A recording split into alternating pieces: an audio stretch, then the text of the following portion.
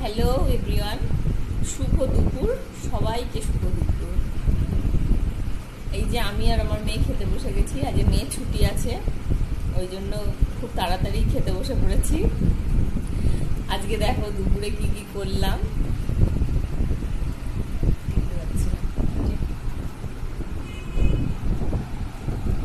এই দেখো, এটা হচ্ছে ইলিশ মাছের মাথা দিয়ে লাউ ঘন্ট করেছি।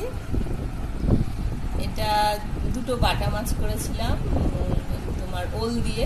কে কে খাও জানি না, আমি খাই। আমার কর্তার আর আমার মেয়ে মাছ খাবে না।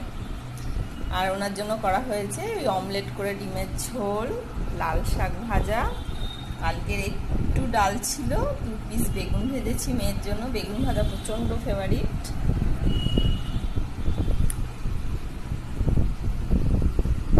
তাহলে আমরা খেয়ে নিই, তোমরাও সবাই খেয়ে নাও। টাটা।